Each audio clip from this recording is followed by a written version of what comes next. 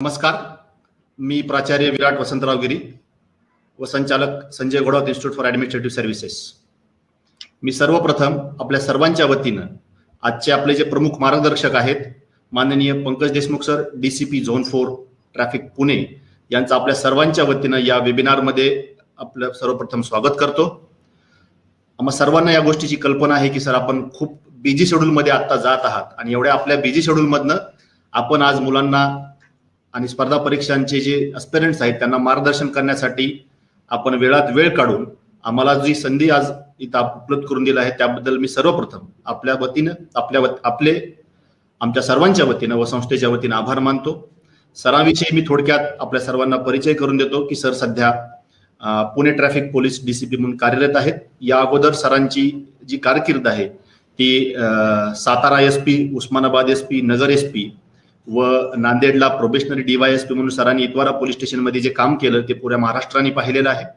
सरांचं मूळ गाव हे हिंगणघाट असून सरांची या अगोदरची पार्श्वभूमी ही अभियांत्रिकी बॅकग्राऊंड मधली आहे आणि गेल्या 2011 पासून बॅच पासून गेल्या 7-8 वर्षातनं सरांनी जो ठसा आपल्या कार्यात उमटलेला आहे त्याबद्दल आपण सर्वजण ज्ञात आहात। मला माहिती आहे की आपण सरांचा वेळ खूप महत्वाचा आहे, कुठलाही एक्स्ट्रा वेळ न दडवता मी सरांना आमंत्रित करतो की आपण आम्हा सर्वांना मार्गदर्शन करावे। Thank you sir. नमस्कार, माझं नाव पंकज देशमुख। मी 2011 बॅचचा IPS अधिकारी आहे। मी महाराष्ट्र काडर मध्ये 2013 पासून म्हणजे माझं ट्रेनिंग संपल्यानंतर कार्यरत आहे। आज ह्या वेबिनार थ्रू मला Sanjay Ghodawat institute for administrative studies यांनी जे निमंत्रण दिलं की मी विद्यार्थ्यांशी बोलावं, तर स्पर्धा परीक्षा आणि फक्त स्पर्धा परीक्षांबद्दलच न बोलता मी इतरही काही गोष्टींवर बोलण्याचा माझा मानस आहे। ह्यामध्ये माझं सगळ्या विद्यार्थ्यांना एवढंच सांगणार आहे सर्वात सर्वप्रथम म्हणजे की स्पर्धा परीक्षा ह्या काही आपल्या आयुष्याचं अंतिम ध्येय असू शकत नाही, ते असताही कामा नये। मी बरेचदा विद्यार्थ्यांशी बोलत असताना सगळ्यात पहिला प्रश्न त्यांना विचारत असतो की तुम्हाला हे खरोखर करायचं आहे का? आणि बरेचसे जण असे असतात की जे मला म्हणतात की आमच्यावर घरच्यांचं प्रेशर आहे, आई वडिलांचं प्रेशर आहे। अनेक जण असं म्हणतात की न्यूजपेपर मध्ये, मीडियामध्ये वगैरे बघून आम्ही ह्या क्षेत्राकडे वळलो आहे।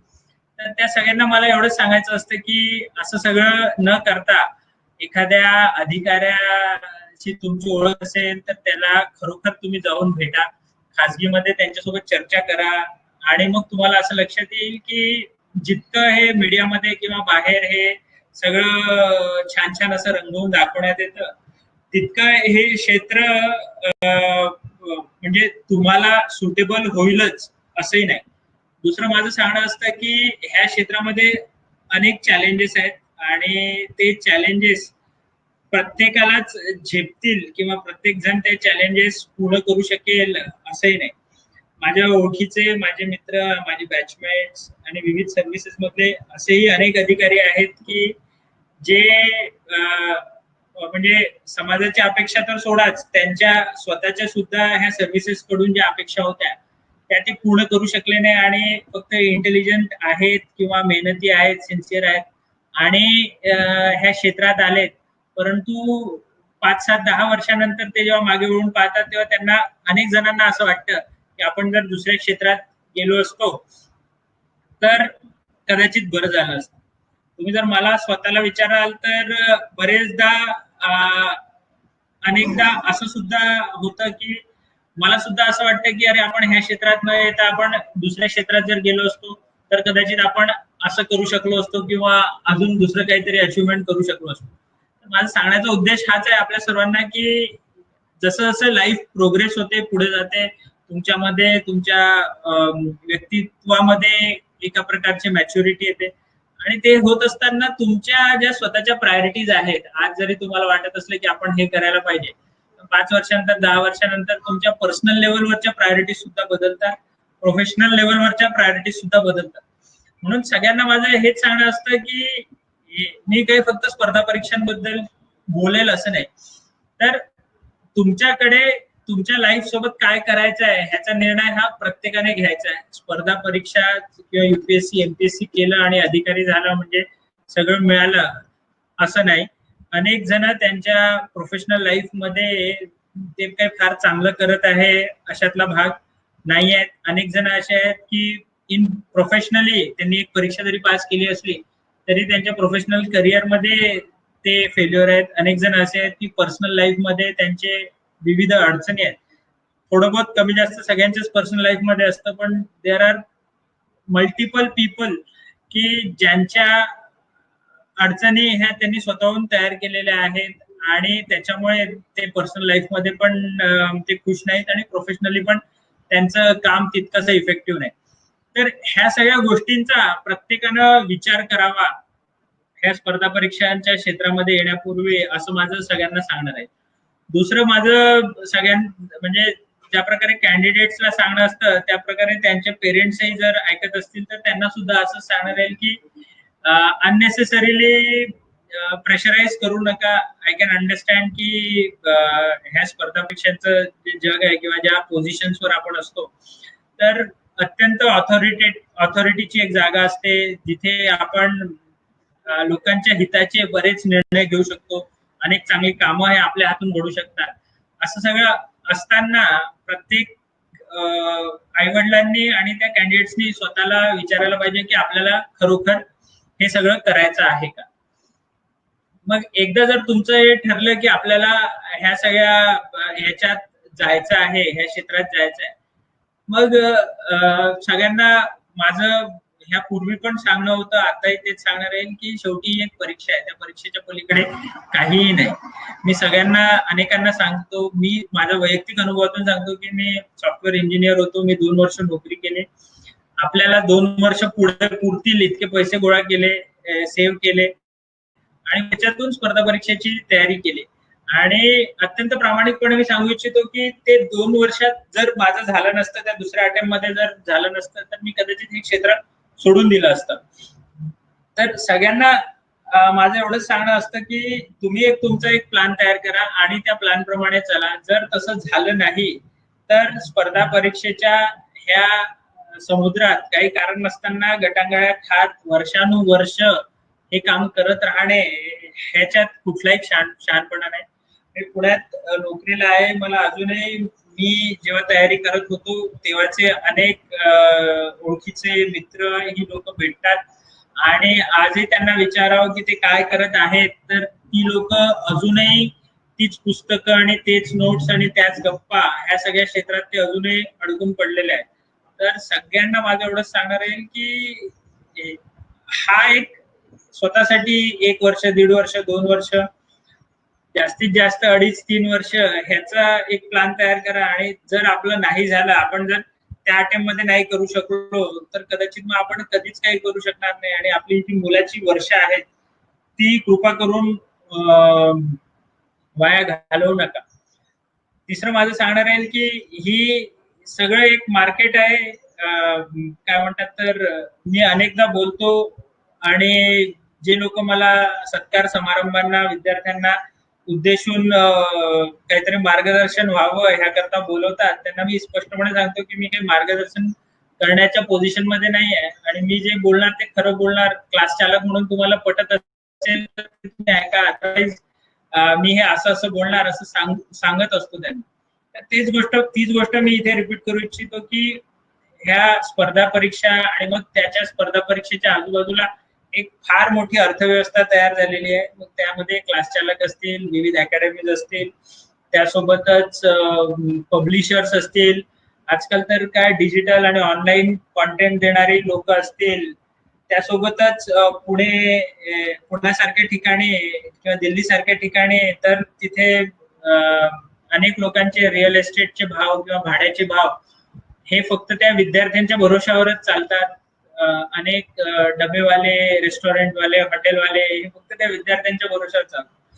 तर कृपा करून एक गोष्ट लक्षात घ्या की ह्या सगळ्या अर्थव्यवस्थेमध्ये आपण किती योगदान द्यायचं. आपण ग्राहक, तुम्ही जेव्हा जातात कुठल्याही क्लासकडे किंवा यांच्याकडे तर ते तुमच्याकडे फक्त एक ग्राहक म्हणून बघतात. फार कमी क्लासेस किंवा लोक अशी आहेत की जी तुम्हाला जेन्युइन असा सल्ला देतील. बाकी अनेक असे क्लासेस पुणे मुंबईत आहेत, औरंगाबाद, नागपूर अनेक ठिकाणी आहेत की ज्यांना फक्त तुमच्याकडून टाइमपास करून घ्यायचा आहे, तुमच्याकडून फीचे पैसे उकळायचे आहेत. ते पैसे एकदा प्राप्त झाले की त्यानंतर तुम्ही सक्सेसफुल होता नाही होत ह्याच्याशी त्यांना काही घेणं देणं नाही. असे अनेक क्लासवाले या मार्केटमध्ये आहेत. तर माझं सगळ्यांना एवढंच सांगणार आहे की ही जी अर्थव्यवस्था आहे त्या अर्थव्यवस्थेमध्ये आपण किती काळ ग्राहक बनून राहायचं आणि फिरायचं ह्याचा ज्याचा त्याचा निर्णय ज्याने त्याने घ्यायचा आहे. ह्या सगळ्या याच्यात तुम्ही पैशाने तर म्हणजे पदरचे पैसे तुम्ही खर्च करतातच, पण ठीक आहे एक वेळा ते पैसे तुम्ही आयुष्यात पुढे कमावून घ्या. परंतु जी महत्वाची जी 2-3 वर्ष तुम्ही ह्या सगळ्या प्रपंचामध्ये घालवत आहात, तर प्रत्येकाने स्वतःला विचारलं पाहिजे की आपण 100% आपलं योगदान देतोय का. पहिला प्रश्न तर प्रत्येकाचा असा असला पाहिजे की मी खरोखर ह्या क्षेत्रासाठी बनलो आहे का. दुसरी माझं स्वतःचं सेल्फ असेसमेंट काय आहे, ही परीक्षा क्रॅक करण्याची माझी कुवत आहे का. जर आज कुवत नसेल तर आज माझ्याकडे इतकी ताकद आहे आणि मला कुठपर्यंत पोहोचायचं आहे ह्याचं एक गॅप अनालिसिस जर आपण केलं की आज मी एका टप्प्यावर उभा आहे, आज मी पहिल्या पायरीवर आहे आणि मला 10व्या पायरीपर्यंत जायचं आहे, तर मी तो कसा जाणार ह्याचं जर अनालिसिस जर प्रत्येकाने केलं तरच आपण ह्या क्षेत्रात येऊ शकतो. आणि ही जी आहे ही एक परीक्षेच्या शिवाय हे क्षेत्रात काही नाही. म्हणजे ही एक फक्त परीक्षा आहे. ह्या परीक्षेचं एक टेक्निक आहे. ह्या परीक्षेचे काही चॅलेंजेस आहेत. ते चॅलेंजेस जर आपण समजून घेतलं तरच आपण ह्याच्यामध्ये सक्सेसफुल होऊ शकू. अदरवाईज तुम्हालाही माहिती असतील, मलाही असे अनेक लोक माहिती आहेत की जे वर्षानुवर्ष ते फक्त ह्या फॅसिनेशन मध्ये आहे किंवा एका प्रकारच्या रोमॅन्टिसिझम मध्ये आहे आणि त्यांना वाटतं की मी कधीतरी अधिकारी होईल, मी काहीतरी होईल, मग सगळं व्यवस्थित होईल. हा आशावाद जरी बरोबर असला तरी तो घोळसर आशावाद असता कामा नये, तो भाबडा आशावाद असता कामा नये. तुम्हाला माहिती आहे की तुमच्या काय स्ट्रेंथ्स आहेत, काय विकनेसेस आहेत, तुम्ही खरोखर ते करू शकता का. आणि समजा ती परीक्षा पास केली तरी पण नंतरचे जे चॅलेंजेस आहेत ते घेण्याची तुमची तयारी आहे का. तर ह्या सगळ्या गोष्टी जर आपण स्वतःचं असेसमेंट व्यवस्थित करू शकलो तरच ही परीक्षा तुम्ही क्रॅक करू शकाल. ह्या परीक्षेमध्ये जसं म्हणतात ना की तुम्हाला युद्ध जर जिंकायचं असेल तर know your self also your enemy. तर तसंच आहे की तुम्हाला स्वतःला ओळखता यायला पाहिजे. त्यासोबतच ह्या परीक्षेला ज्या गोष्टी लागतात त्या गोष्टी तुमच्याकडे आहेत का. आज नसतील तर आपण त्या कधीपर्यंत मिळवू शकू. ह्या सगळ्या गोष्टी बद्दल तुम्ही विचार करणं गरजेचं आहे. दुसरं माझं नेहमी सांगणं असतं स्पर्धा परीक्षांच्या विद्यार्थ्यांना, ते म्हणजे की जो तुमचा कॉन्टेंट आहे, बरेच विद्यार्थी जे आहेत ते फक्त कंटेंटकडे लक्ष देतात, परंतु जो कॉन्टेंट ज्या फॉर्म मध्ये जे प्रेझेंटेशन आहे त्या प्रेझेंटेशन कडे जर लक्ष दिलं तर मला असं वाटतं की अनेक जण ही परीक्षा सहज तर म्हणणार नाही पण निश्चितपणे व्यवस्थित प्रयत्न केला तर पार पाडू शकतात. अनेक विद्यार्थी असे आहेत की ज्यांचं हँडरायटिंग चांगलं नसतं. मी फक्त युपीएससी बद्दल बोलतोय. हँडरायटिंग चांगलं नसतं, त्यांचं प्रेझेंटेशन चांगलं नसतं, त्यांना त्यांच्या म्हणजे विचारांमध्ये तितकी स्पष्टता नसते की एखाद्या प्रश्नाबद्दल जर विचारलं तर त्या प्रश्नाची काय डिमांड आहे ती आपल्याला 2 वाक्यातही लिहिता यायला हवी, 10 वाक्यातही लिहिता यायला हवी आणि ती गरज पडली तर 100 वाक्यांमध्ये सुद्धा लिहिता यायला हवी. तर हे प्रश्न समजण्याची त्यांची तयारी नसते किंवा आपण तितकं त्या 3 तासात प्रेझेंट करू शकू किंवा नाही ह्याच्याबद्दल ज्यांच्या मनामध्ये किंतु असतो ते अनेक जण ही परीक्षा दरवर्षी देतात आणि ती दरवर्षी फेल होतात. म्हणून सगळ्यांना मला सांगणार आहे की तुमचं प्रेझेंटेशन किती चांगलं आहे, तुमच्या रायटिंग स्किल्स किती चांगल्या आहेत, ह्या सगळ्या गोष्टींबद्दल प्रत्येकाने विचार करणं गरजेचं. मी अनेकांना सांगतो की सगळेजण मला विचारतात अनेकदा, म्हणजे आजकाल तर हे एकांनी ह्या स्पर्धा परीक्षांपासून दूर होऊन जवळपास 10 वर्ष झालेले आहेत. तर आता तर कोणी मला विचारत नाही, पण सुरुवातीला सगळेजण विचारायचे मग पुस्तक कुठलं वापरायला पाहिजे, रेफरन्स बुक कुठलं वापरायला पाहिजे, गाईड कोणाची वापरली पाहिजे, कोणता क्लास चांगला आहे, कोणते सर चांगले आहेत. तर मी तेव्हाही म्हणायचो, आता ते म्हणतो की मला याच्याबद्दल काहीही माहिती नाही, कारण ही परीक्षा अत्यंत बदललेली आहे 10 वर्षात. पण काही बेसिक गोष्टी ज्या आहेत त्या 10 वर्षापूर्वी बदलल्या नव्हत्या आणि त्या आताही बदललेल्या नाही, ती म्हणजे की ही परीक्षा आहे आणि ही परीक्षा 3 तासांची आहे. तुम्ही वर्षभर 365 दिवस काय करतात, 2 वर्षापासून काय करतात, हा तुमचा तिसरा अटेम्प्ट आहे की चौथा अटेम्प्ट आहे, हे त्या परीक्षेला याच्याशी काही घेणं देणं नाही. त्या परीक्षेला फक्त एवढं माहिती आहे की त्या 3 तासांमध्ये तुम्ही काय करता. मग ह्या 3 तासामध्ये तुम्ही तुमचा स्टेट ऑफ माइंड कसा आहे, तुमची मॅच्युरिटी किती आहे, तुम्ही त्या 3 तासांमध्ये त्या परीक्षेला, त्या प्रश्नाला कसे भिडता, कसे सामोरे जातात, ह्या सगळ्या गोष्टीवर ती परीक्षा अवलंबून आहे. तुम्ही वर्षभर काय केलं, तुम्हाला एखाद्या विषयाचं किती ज्ञान आहे, ह्याच्याशी त्या परीक्षेला काहीही घेणं देणं नाही. तर सगळ्या विद्यार्थ्यांना माझं हेच सांगणं असतं की तुम्ही उलटा विचार करा की त्या 3 तासांमध्ये हा प्रश्न येईल तेव्हा मी काय लिहिल, त्या 3 तासामध्ये माझा पॉझिटिव्ह कसा माइंडसेट राहील, किंवा माझी किती तयारी असेल, आदल्या दिवशी माझी कशी झोप झालेली असेल, मी डोक्याने किती शांत असेल. आणि ह्या सगळ्या गोष्टी जोपर्यंत तुम्ही उलट विचार करत नाही तोपर्यंत तुमची तयारी होऊ शकत नाही. आपण एक गोष्ट लक्षात घेतली पाहिजे की जसा कुस्तीचा राऊंड असतो, तो बाउट किती 2-3 मिनिटांचा बाउट असतो, पण त्याच्यासाठी तो पैलवान वर्ष 2-3 वर्ष आयुष्य तयारी करत असतो. आणि जो काही चितपट होतो त्या 2 ते 3 मिनिटातच होतो, जो काही निकाल लागतो त्या 2 ते 3 मिनिटातच लागतो. मग तुम्ही आधी किती जोर बैठका काढल्या ह्याला काही अर्थ नाही, तुमची किती ताकद आहे ह्याला काही अर्थ नाही, तुमचे जे टॅक्टिक्स आहेत, तुम्हाला किती डावपेच येतात ह्याला काही अर्थ नाही. तुम्ही त्या 3 मिनिटात कुठला डाव टाकता आणि समोरचा तो कसा घेतो ह्याच्यावर सगळं अवलंबून आहे. त्या परीक्षेमध्ये तुम्हाला 3 मिनिटं नसून 3 तास आहेत.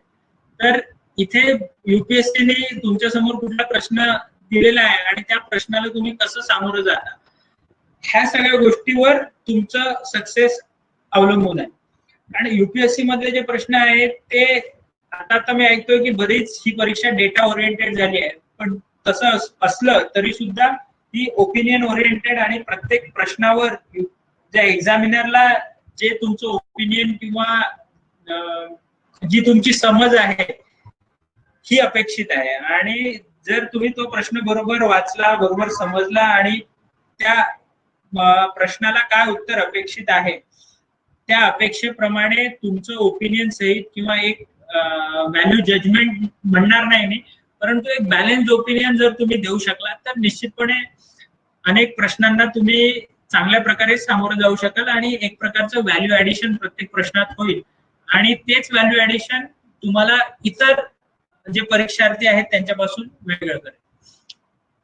म्हणजे मी आधी बोललो होतो वारंवार, कदाचित ते रिपीट होईल की ही परीक्षा आहे, त्या पलीकडे काही नाही. याच्यात 7-10 प्रश्न असतील, त्या प्रश्नांना तुम्ही उत्तर देणं अपेक्षित आहे. ते उत्तर चांगल्या हँडरायटिंग मध्ये देणं अपेक्षित आहे, चांगलं प्रेझेंटेशन होणं अपेक्षित आहे, चांगल्या स्पीडने तुम्ही पूर्णच्या पूर्ण 300 जे काही मार्कांचा पेपर आहे, 200चा असेल 300चा असेल, ते सगळं तुम्ही कव्हर करणं अपेक्षित आहे.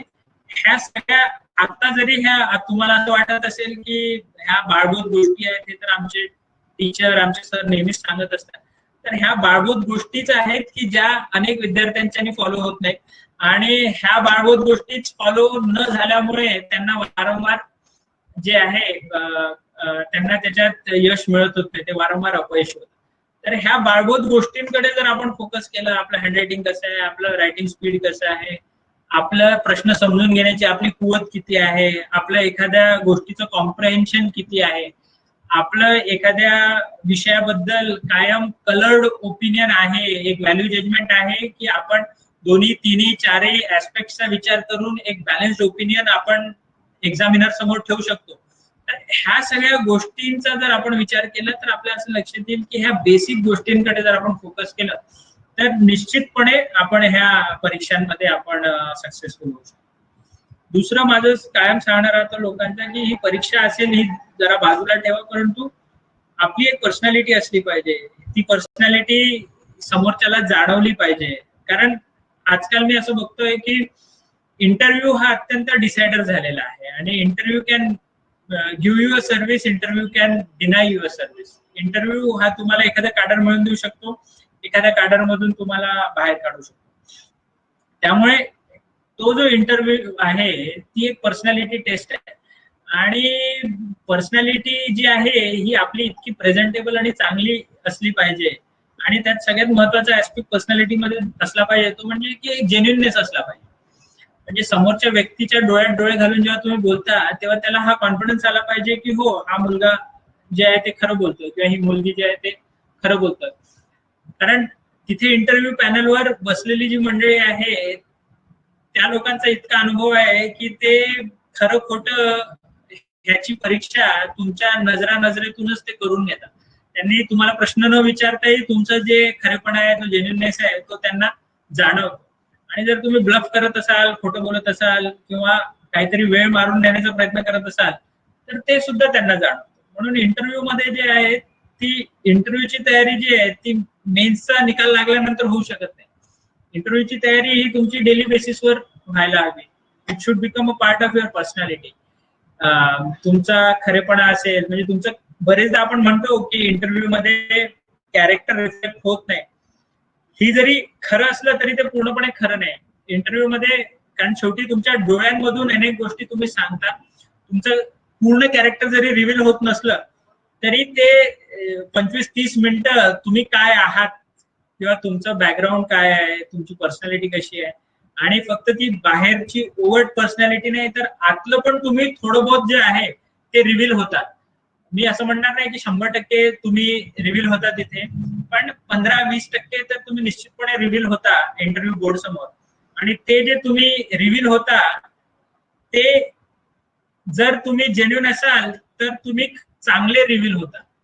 पण तुम्ही जर जेन्युइन नसाल, तुम्ही बोगस असाल, खोटारडे असाल, ब्लफ करत असाल किंवा ती तुमची पर्सनॅलिटी ट्रेट असेल की हो हो हो म्हणायचं आणि वेळ मारून द्यायची, तर ते सुद्धा तुम्ही एक्सपोज होत जाता.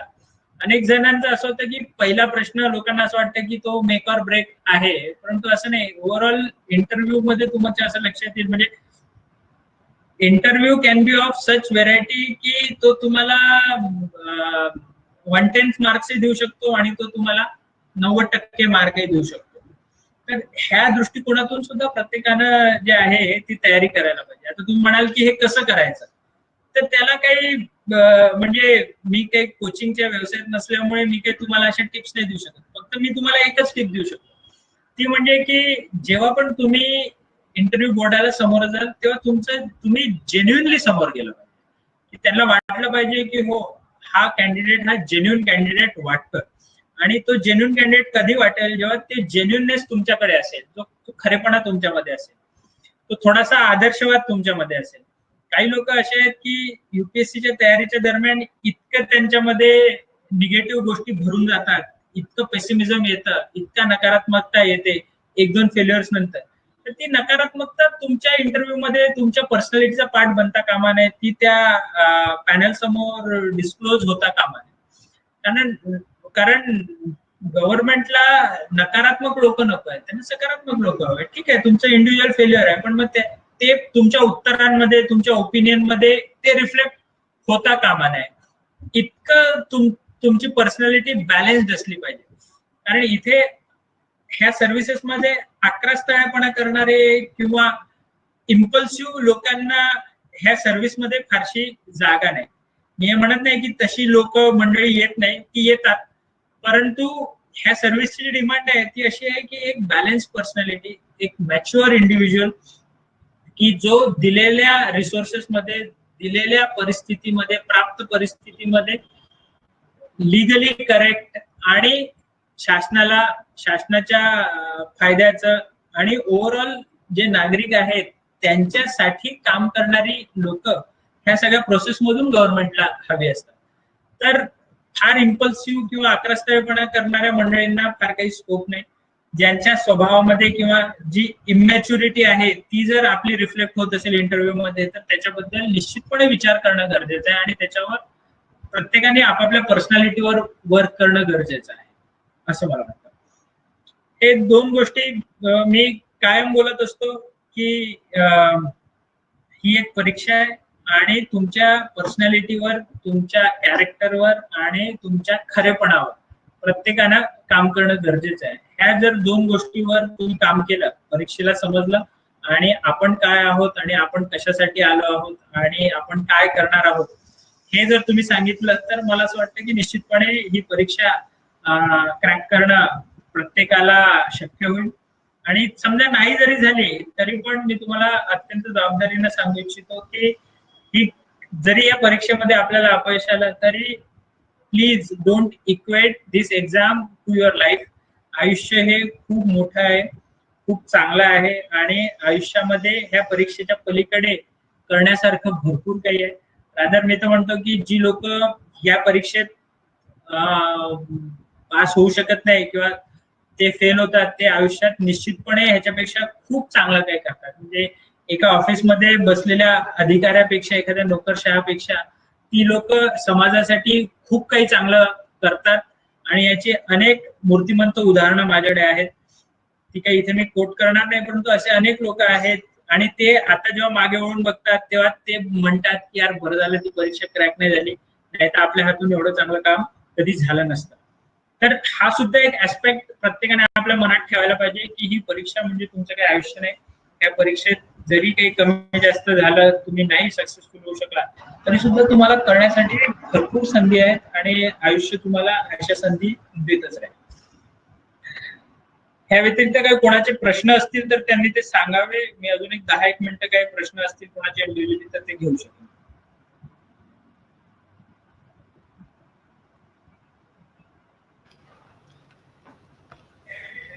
Thank you very much sir.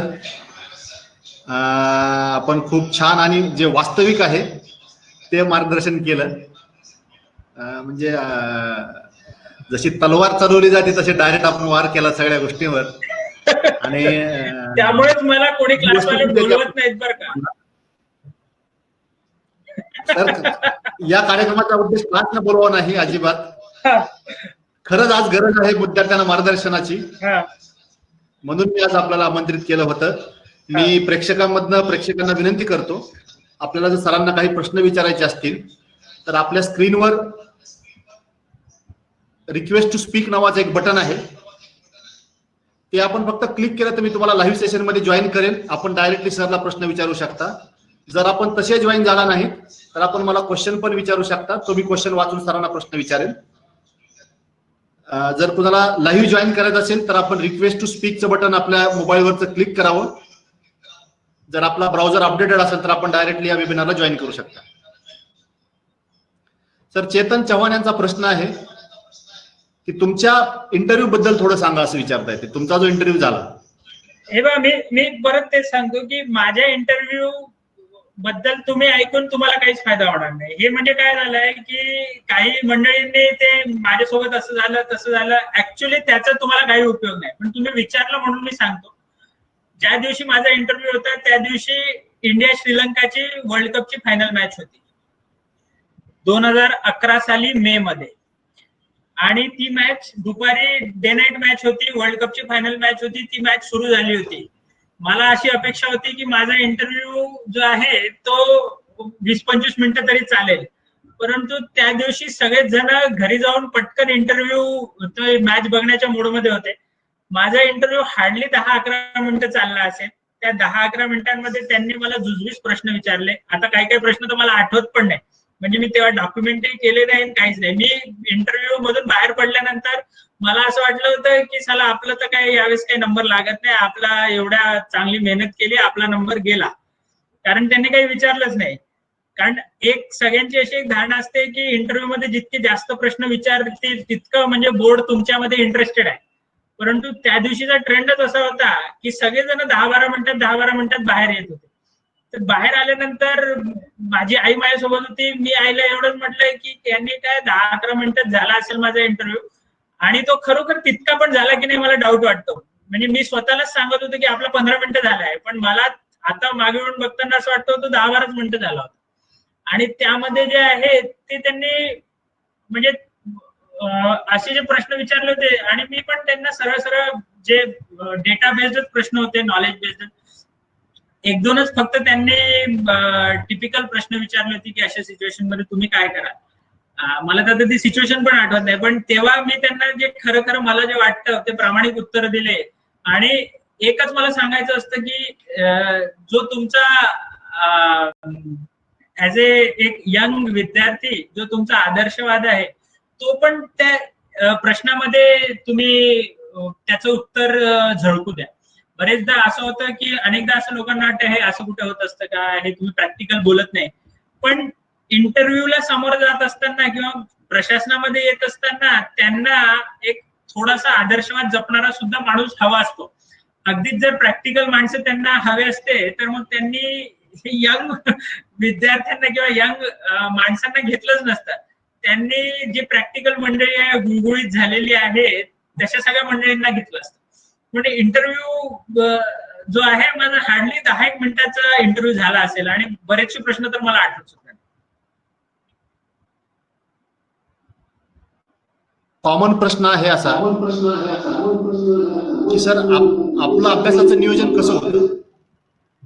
ते माझं अभ्यासाचं नियोजन मी जे सांगितलं तुम्हाला की माझ्या पहिल्या फेल्युअर नंतर माझ्या लक्षात आलं काय की जेव्हापर्यंत तुम्हाला ठेच लागत नाही तोपर्यंत तुम्ही शहाणे होत नाही.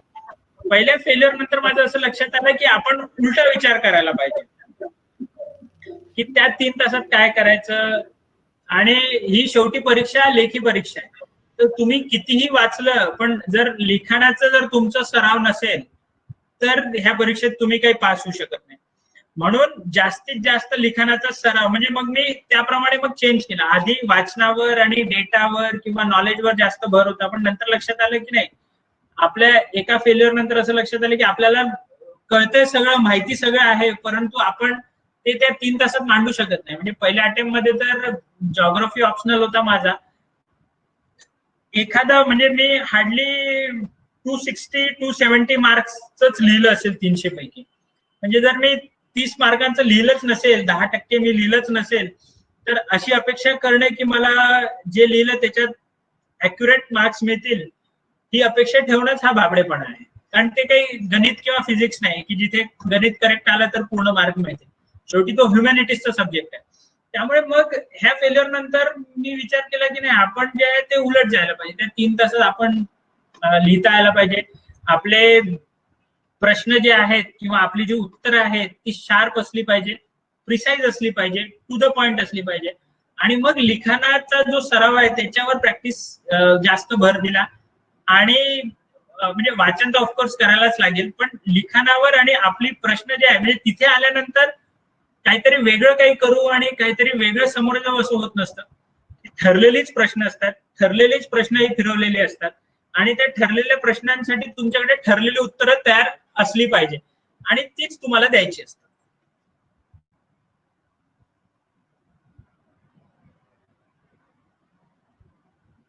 पुजारी आपण लाईव्ह आहात, विचारू शकता प्रश्न. आपला कॅमेरा चालू करा. हॅलो. हा बोला. हॅलो. हा येतोय आपला आवाज, बोला. साहेब मला एक कलेक्टर, आमची इच्छा आहे की आमची मुलगी कलेक्टर व्हावी. त्यासाठी काय पद्धतीने अभ्यास केला पाहिजे आणि कुठली परीक्षा दिली पाहिजे किंवा 12वी सायन्स नंतर 12वी सायन्स नंतर ऍग्री करून आम्ही होऊ शकतो काय? साहेब माझं एकच सांगणार आहे आपल्याला, तुम्हाला वाटतंय पण तुमच्या मुलीला वाटतंय का? पहिले सगळ्यात पहिला प्रश्न तुम्ही तिला विचारा.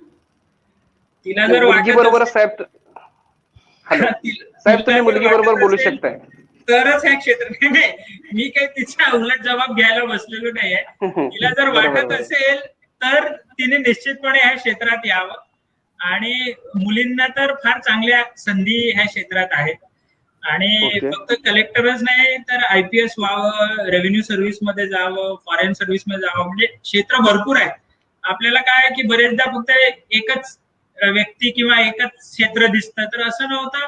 तुमच्या मुलीला त्याच्याबद्दलचा निर्णय घेऊ द्या. राहिला तुमचा जो प्रश्न आहे की ऍग्री करून करावं का, माझं एवढंच सांगणं राहील की तिला ज्या क्षेत्रात ग्रॅज्युएशन करायचं आहे म्हणजे ह्या स्पर्धा परीक्षामध्ये ती यशस्वी होते किंवा अपयशी होते हे आपण बाजूला ठेवूया. तर तिचं जे ग्रॅज्युएशन असेल ते ग्रॅज्युएशन तिला ज्या क्षेत्रात आवड आहे त्या क्षेत्रात करू द्या. आणि असं ग्रॅज्युएशन करू द्या जेणेकरून ती पुढे ह्या क्षेत्रात जरी अपयशी झाली स्पर्धा परीक्षांमध्ये तरी सुद्धा ती फायनान्शियली स्वतःच्या पायावर उभी राहू शकेल. असं क्षेत्र जर तिने निवडलं तर ते तिच्या पुढच्या आयुष्यासाठी फार तिच्या कामी येईल. Okay thank you sir. सर प्रतीक्षा रसाळ यांचा प्रश्न आहे, सर तुम्ही सक्सेस होण्यासाठी कुठला प्लॅन बी रेडी ठेवला होता? प्लॅन बी माझा मी अत्यंत प्रांजळपणे सांगतो, मी सॉफ्टवेअर इंजिनियर होतो पुण्यात. मी 2 वर्ष नोकरी केली आणि आपलं बिलकुल क्लिअर होतं की जर ह्याच्यात नाही झालं तर परत आपण सॉफ्टवेअर कंपनी जॉईन करायची, मागे पुढे स्वतःची कंपनी टाकली असती, अजून काहीतरी केलं असतं. पण इथे 2 वर्षापेक्षा जास्त देण्याची माझी बिलकुल तयारी नव्हती, म्हणून मी नोकरी करून मी ग्रॅज्युएशन नंतर सुद्धा ह्या क्षेत्रात येऊ शकलो असतो. इनफॅक्ट माझ्या, जसं तुम्ही आता जसे एका वडिलांनी विचारलं मुलीबद्दल, तसं माझ्या वडिलांचं पण माझ्या मागे कायम हेच म्हणणं होतं की तू कशाला नोकरी करतो, आम्ही तुला 2 वर्ष पोसू शकतो, तू सरळ स्पर्धा परीक्षेच्या मागे लाग. तर मी त्यांना अतिशय स्पष्टपणे सांगितलं की हे ठीक आहे, पण मला अजून कम्फर्टेबल वाटत नाही. मी जोपर्यंत स्वतः फायनान्शियली इंडिपेंडेंट होत नाही आणि हे 2 वर्ष स्वतः तग धरू शकेल इतके मला पैसे कमवायचे, तर ते झाल्यानंतर मी त्याची तयारी करणार. त्यामुळे प्लॅन बी रेडी होता की समजा याच्यात नाही झालं तर परत आपल्या सॉफ्टवेअर इंडस्ट्रीमध्ये जायचं, आपण नोकरी करायची, पुढे मागे पुढे जमलं तर व्यवसाय करायचा. सर अभ्यासात खेळाला केवढं महत्व दिलं पाहिजे असा एक प्रश्न आहे सुजलचा. खेळाला अत्यंत महत्व आहे, कारण अभ्यास करून तुमची पर्सनॅलिटी बनत नाही, खेळूनच तुमची पर्सनॅलिटी बनते. पण तुम्ही कुठला का खेळ खेळत असाल तो खेळा. आणि माझं ते सांगणं राहील की इव्हन रनिंग, स्विमिंग हे असे खेळ आहेत की जिथे तुम्हाला कोणाचीच आवश्यकता नाही, तुम्ही स्वतः करू शकता आणि ते तुम्हाला मेंटल पीस पण देतात आणि चांगली शरीरयष्टी सुद्धा देतात. आणि that adds to your personality. तुम्ही जर म्हटलंय की मी खूप हुशार आहे परंतु माझी पर्सनॅलिटी जर प्रेझेंटेबल नसेल तर मग ती पर्सनॅलिटी त्या सगळ्या गोष्टींचा त्याच्यावर निगेटिव्ह इम्पॅक्ट होतो. आणि हा जो भाग आहे हा फक्त एका परीक्षेपुरता नाही आहे ना. खेळ जे आहे हे तुम्हाला आयुष्यभर पुरणारे आहेत आणि खेळ तुम्हाला एक ऍटिट्यूड देतात आयुष्याकडे बघण्याचा. खेळामध्ये तुम्ही हरलात तरी पण तुम्ही लगेच असं वाईट वाटून घेत नाही. तुम्ही म्हणता ठीक आहे आज हरलो, आपण जरा अजून इम्प्रूव्ह करू आपलं स्किल. तर तो जो ऍटिट्यूड आहे तो फार महत्वाचा आहे, जो की स्पर्धा परीक्षांमध्ये पण कामी येतो. एखादं फेल्युअर आलं तरी पण तुम्ही म्हणता ठीक आहे मी माझं स्किल अजून अपग्रेड करेन आणि याच्यात सक्सेसफुल झाले. श्रेया तुम्ही जॉईन झालाय, तुम्हाला काय प्रश्न विचारा सरांना विचारू शकता. श्रेया आपला माईक चालू करा आणि बोला. Hello sir, am I audible? हा बोला. Yes sir. कॅमेरा सुरू करत असाल तर सुरू करा कॅमेरा आपला आणि बोला. No sir, it's okay. Okay, हा please speak. Myself Shreya Sharma. I have just given the 10th standard board exam. Still the results are to come. Sir, first of all, I would like to congratulate you for achieving such a great success. And sir, my wish is to get an IPS or IAS through UPSC exam. And sir, my question is that for getting the Maharashtra cadre, what should I do? See, I'll tell you. 10th standard, I will be very honest and upfront with you. 10th standard, although you want to join this service, it is good that you are prepared for it. But I would like to tell you that you please focus on your class 11, 12th and on your graduation. At the same time, you can, get to know about what all things are necessary for this exam. So you can do it side by side, but I honestly tell all the people who ask me that what should we do. So my opinion would be that 10th standard is too early to do all these things. All these class walas will tell you that you should, right from 10th standard you should do all these things, or right from 12th standard. My telling to you would be that you enjoy your 10th, 11th, 12th and your college days during your graduation. Keep this at the back of your mind that you want to get into this field. Keep knowledge about the field, that what all things are happening. Start reading newspaper. If you are reading one newspaper, go for some multiple newspapers, so that adds to your knowledge, which ultimately adds to your opinion and to your personality. So start working on all these things. So regarding your second question, that what it takes to get into Maharashtra cadre, I mean, I had never planned for it. fortunately I got a good rank, and I was the first one to in my rank in my service. So there were, fortunately that year there were 4 vacancies, and in the IPS, in the insider quota, I stood first. So I got it. Otherwise I had not planned to get Maharashtra cadre per se. It was just my good fortune that I could get it. Okay, sir. Thanks a lot. Thank you.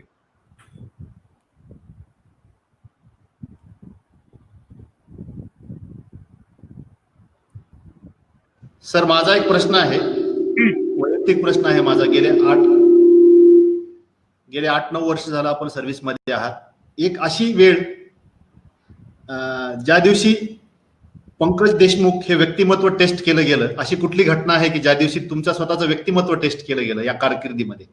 नाही, अशी परसे एखादी घटना नाही सांगता येणार मला, कारण म्हणजे day in and day out हे टेस्ट होतच असतं. कारण आमच्याकडे ज्या प्रकारचे प्रश्न आमच्या समोर असतात त्याच्या मोठ्या प्रमाणावर एथिकल डायलेमाज असतात, की असं केलं तर हे होईल आणि जर दुसरी बाजू घेतली तर तसं होईल. दुसरं आहे की लॉ अँड ऑर्डरच्या अनेक सिच्युएशन्स अशा असतात की जिथे तुम्हाला फक्त पाय रोवून उभं राहण्याशिवाय दुसरा काही पर्याय नसतो.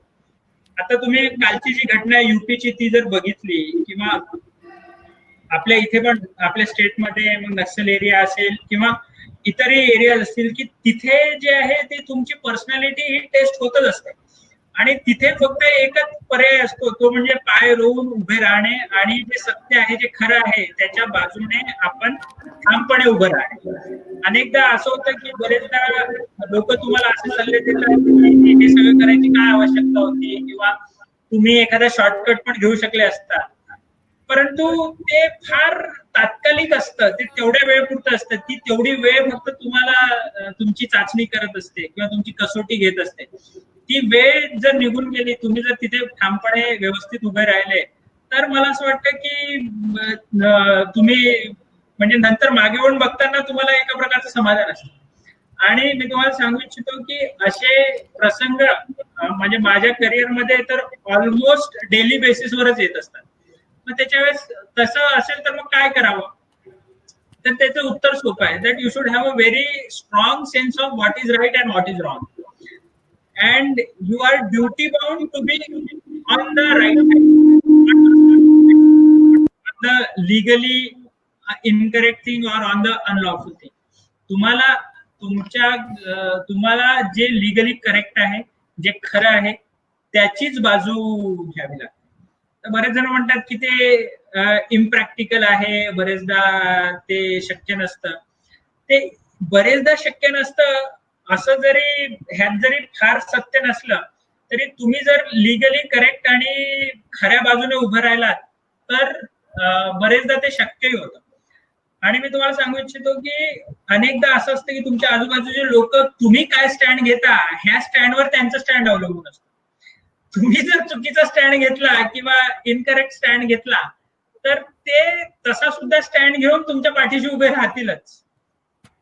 पण तो स्टँड ह्या देशाच्या नागरिकांसाठी आणि इथल्या कायद्याच्या व्यवस्थेसाठी किती योग्य आहे हा त्याचा ज्याने त्याने निर्णय घ्यायचा आहे.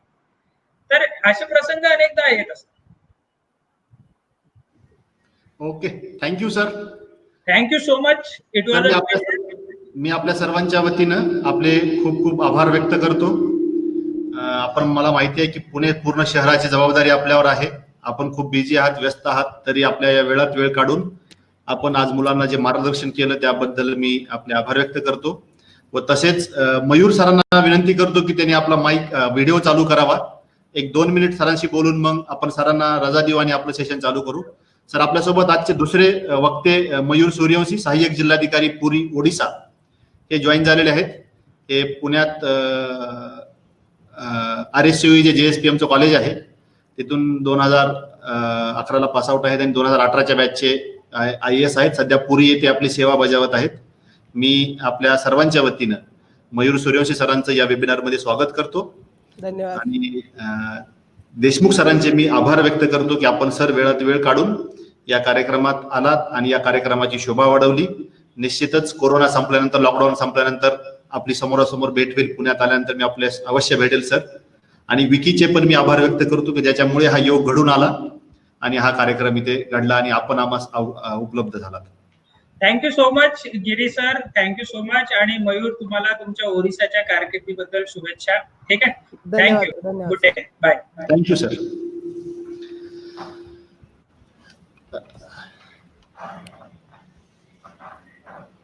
नमस्कार श्रोते हो.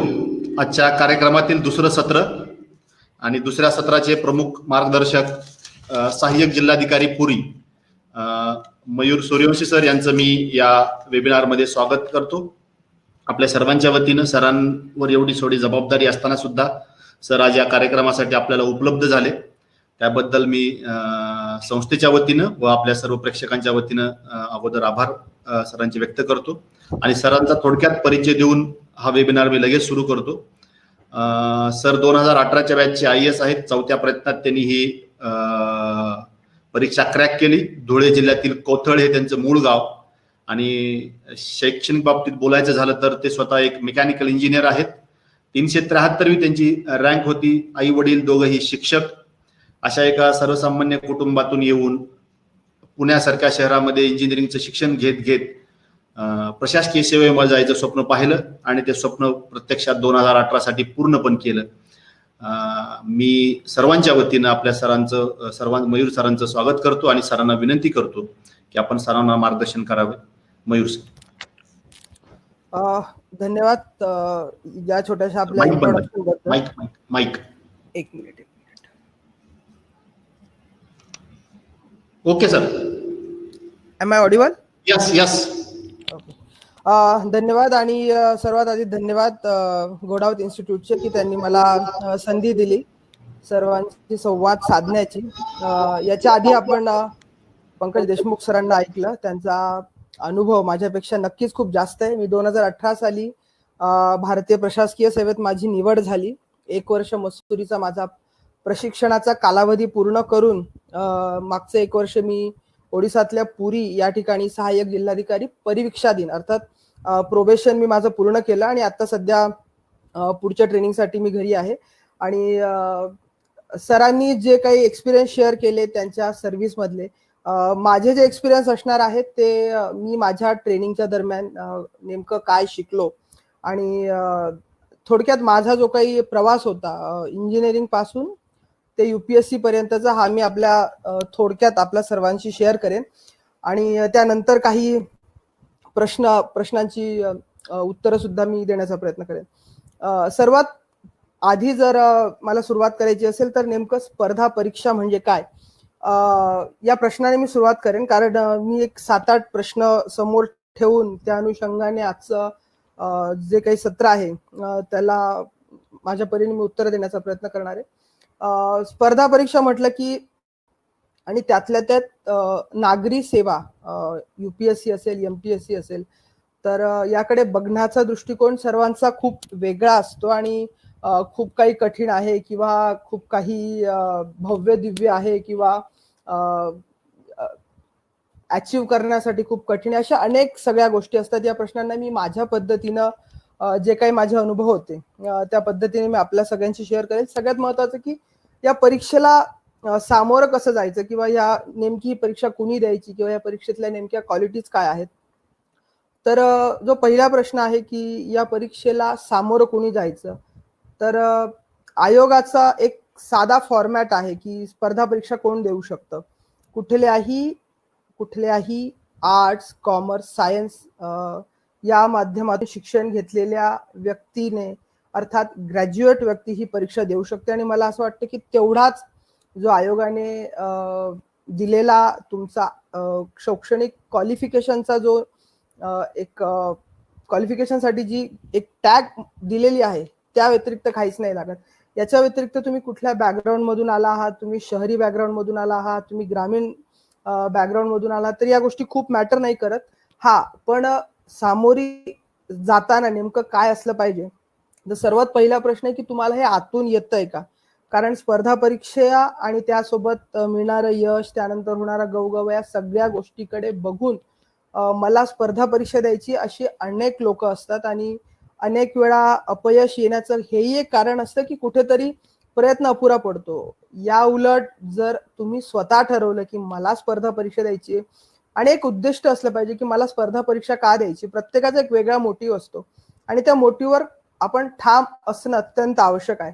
जसं माझं प्राथमिक शिक्षण जिल्हा परिषदेच्या शाळेत झालं, त्यामुळे अधिकारी म्हटल्यानंतर मला असं वाटायचं की हा काहीतरी करू शकतो आपण. तो माझा एक बॅक ऑफ द माइंड होतं की हा तुम्ही अधिकारी झालात, तुम्हाला एक पद मिळतं, पॉवर मिळते, ज्याच्याने तुम्ही लोकांच्या दैनंदिन जीवनात, व्यावहारिक जीवनात डायरेक्टली इम्पॅक्ट करू शकतात आणि माझ्यासाठी ते महत्वाचं होतं. मी तो उद्देश घेऊन मी स्पर्धा परीक्षेला सुरुवात केली.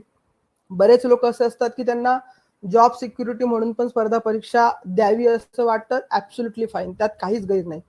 तुम्ही फक्त तुमच्या उद्देशाशी ठाम असले पाहिजे की मला स्पर्धा परीक्षा का द्यायची. आणि कुठलीही स्पर्धा परीक्षा बघा, मग भारतीय प्रशासकीय सेवा असेल, याआधी पंकज देशमुख सर बोलले भारतीय पोलीस सेवा असेल, तर त्यातला सेवा हा शब्द अत्यंत महत्वाचा आहे. सेवाभाव घेऊन जर तुम्ही या स्पर्धा परीक्षांमध्ये येणार असाल आणि त्या दृष्टीनं प्रयत्न करणार असाल तर यात कठीण असं काही आहे असं मला वाटत नाही. दुसरा मुद्दा की क्वालिटीज काय असल्या पाहिजे.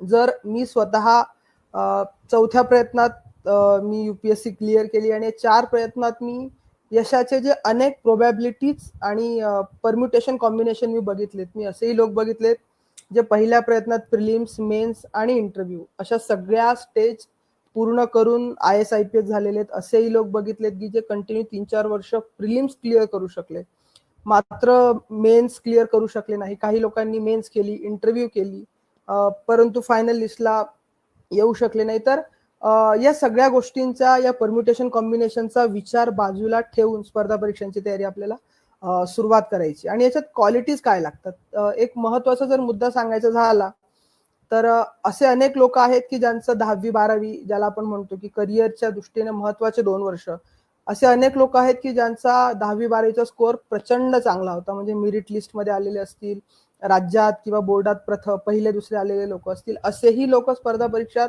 यशस्वी झालेलेही आहेत आणि अयशस्वीही ठरलेले आहेत. त्याचप्रमाणे ज्या लोकांचं शैक्षणिक बॅकग्राऊंड किंवा 10वी-12वीचे गुण मोजके होते, 60-70, असेही लोक स्पर्धा परीक्षांमध्ये चांगल्या यशानं, चांगले मार्क घेऊन यशस्वी झालेले आपल्याला पाहायला मिळतात. तर तुमचं 2 गोष्टी असतात की जसं एक बुद्धिमत्ता, स्पर्धा परीक्षा आणि बुद्धिमत्ता, या 2 गोष्टी मला वाटतं पॅरलल कधीच चालत नाही. स्पर्धा परीक्षांमध्ये सर्वात महत्वाची जर गोष्ट कुठली असेल तर तुमचं डेडिकेशन हा सर्वात महत्वाची गोष्ट आहे आणि हार्डवर्क. आणि त्याच्याबरोबर आता जो काही स्पर्धा परीक्षांचा आयोगाचा जो पॅटर्न बदलतोय त्याला जर विचार केला तर स्मार्ट वर्क इज की टू सक्सेस इन नाउअडेज. ते दिवस गेले की ज्यावेळी अमुक एक 4 प्रकारची पुस्तकं वाचून तुम्ही स्पर्धा परीक्षांचा अभ्यास कराल आणि त्यातलेच आयोग पण प्रश्न विचारेल. तर आज हा काळ गेलेला आहे. हार्डवर्क आणि स्मार्ट वर्क आणि डेडिकेशन आणि सर्वात महत्वाचं प्लॅनिंग. बऱ्याच वेळा असं होतं की आपण स्पर्धा परीक्षांची तयारी सुरुवात केली की मग जे आपण म्हणतो ढोबळ मानाने की फॉर्म मध्ये 10 पुस्तकं घेतली, त्यातली 2 पुस्तकं अगदी आठवडाभरात संपवली आणि पुढची 8 पुस्तकं करायला मग आपल्याला वर्ष जातो. तर असा जो ऍटिट्यूड आहे हा स्पर्धा परीक्षांमध्ये काही उपयोगाचा नाहीये. त्यामुळे डेडिकेशन, हार्डवर्क, प्लॅनिंग आणि स्मार्ट वर्क या सर्व गोष्टींची ज्यावेळी तुम्ही सांगड घालता त्यावेळी स्पर्धा परीक्षांमधलं यश हे मिळू शकतं. आता काही बरेचसे प्रश्न विचारले जातात, फ्रिक्वेंटली आस्क क्वेश्चन्स की सर मी मराठी माध्यमाचा आहे, माझ्याकडनं होईल का, मी इंग्लिश माध्यमाचा आहे. तर माध्यम हे युपीएससीत मुळात महत्वाचं नाहीये. युपीएससी ही आणि एमपीएससी महत्वाचं आहे की तुम्ही ज्या भाषेत बोलता, इंग्लिश तुमची मोडकी तोडकी असली हरकत नाही, ग्रॅमॅटिकली थोडेफार चूक असली हरकत नाही, बट तुम्ही जे सांगताय ते समोरच्याला कळतंय का. म्हणजे मेन्स जवळजवळ 1750 मार्कांची, माझं 10वी पर्यंत मराठी मीडियम होतं आणि तरीही मी माझी जी मेन्स होती ती मी इंग्लिशमध्ये दिली होती. थोडेफार इंग्लिशमध्ये प्रॉब्लेम यायचे, पण जो कंटेंट असतो तो जर तुमचा बरोबर असेल तर थोड्याफार ग्रॅमॅटिकल मिस्टेक सुद्धा त्यात कॉम्प्रोमाइज होतात. त्यामुळे माध्यम हा जो एक डोक्यात बसलेला असतं की मी मराठी माध्यमाचा आहे, स्पर्धा परीक्षा करू शकेल की नाही, तर हा विचार आपण बाजूला काढून द्यायचा. महत्वाचं एक आहे की विशिष्ट अशी पेपर कसा लिहावा, मुद्दे कसे टाकावे, त्याच्यात कंटेंट कसा असावा, ह्या गोष्टी कळल्या, विचारलेल्या प्रश्नाला तुम्हाला व्यवस्थित उत्तर देता आलं, त्याला टॅकल करता आलं, मुद्दा संपतो. त्यामुळे माध्यम हा सुद्धा एक त्यातला खूप जास्त सिरियसली घेण्यासारखा विषय नाहीये. हा, तुमची भाषा चांगली असेल तर नक्कीच फायदा होतो, पण तुमची इंग्लिश चांगली नाही म्हणून मी इंग्रजी माध्यम घेणार नाही असा विचार असेल तर डोक्यातून काढून टाका. Over a period of time तुम्ही ज्यावेळी हिंदू, इंडियन एक्सप्रेस सारखे पेपर वाचता तर एक व्होकॅब्युलरी चांगली होत जाते, ग्रामर पण थोडं थोडं हळूहळू सुधारत जातं आणि तोही मुद्दा मग गौण ठरतो. आता त्यानंतर पुढचा मुद्दा की सिलेक्ट झाल्यानंतर भरपूर लोक म्हणतात की प्लॅनिंग करा, पण प्लॅनिंग म्हणजे नेमकं काय? तर या प्रश्नाचं मी माझ्या परीने मला प्लॅनिंग काय वाटतं याचं मी थोडक्यात तुम्हाला सांगण्याचा प्रयत्न करेन. की सगळ्यात आधी महत्वाचं आहे की एक स्पर्धा परीक्षेच्या बाबतीत म्हटलं जातं की तुम्हाला सूर्याच्या खालचं काही विचारलं जातं, एनिथिंग अंडर द स्काय. तर असं नाहीये. MPSC असू दे किंवा UPSC असू दे, याचा जो सिलेबस आहे तो दिलेला आहे. हा, त्या सिलेबस मध्ये जी डेप्थ आहे ती प्रचंड आहे, त्यामुळे तुम्हाला त्याच्यासाठी प्रचंड वाचन करावं लागतं. हा एक महत्वाचा मुद्दा. आता याला बघून प्लॅनिंग करायचं म्हणजे नेमकं कसं? जसं मी जर तुम्हाला सांगितलं की UPSCचा तुम्ही जर सिलेबस घेतला, प्रिलिम्सचा 2 पेपर आहेत, एक तुमचा जनरल स्टडीजचा पेपर आणि सीसॅटचा पेपर. आता सुरुवात करण्याच्या आधी जनरल स्टडीजचा सिलेबस जो आहे प्रिलिम्सच्या बाबतीत मी बोलतोय, तर मला पाठ पाहिजे. म्हणजे त्याच्यात एक 6-7 सब्जेक्ट आहेत, हिस्ट्री, जिओग्राफी, इकॉनॉमी, पॉलिटी. तर हे सब्जेक्ट याच्यात नेमकं काय काय दिलेलं आहे ते माझं झालं पाहिजे. माझे पुस्तकं डिसाईड झाले पाहिजे की हिस्ट्रीसाठी अमुक 3 पुस्तकं मी ती वाचेल, ती मी रिवाइज करेल. सपोज मी हे पुस्तक 10 दिवसात संपवलं तर रिव्हिजनच्या वेळेस मी 6 दिवसात पहिली रिव्हिजन, 4 दिवसात तिसरी रिव्हिजन. हे झालं माझं प्लॅनिंग. हे प्लॅनिंग प्रत्येक विषयाच्या बाबतीत असलं पाहिजे. जर मी आत्ता UPSCची तयारी करतोय, माझी 1 वर्षानंतर जर अटेम्प्ट असेल तर त्या काळात मला प्रिलिम्सला किती वेळ द्यायचा आहे, मेन्सला किती द्यायचं आहे आणि इंटरव्ह्यूला किती द्यायचं आहे, असं मला एक असं प्लॅनिंग करायला पाहिजे. जसं मग त्यात परत एक प्रश्न येतो की सर आधी प्रिलिम्स करायची, मेन्स करायची की इंटरव्ह्यू करायची? तर थोडक्यात मी सांगेल की इंटरव्ह्यूला मला जायचं आहे हे डोक्यात ठेवून प्रिलिम्सची तयारी आपल्याला सुरू करायची असते.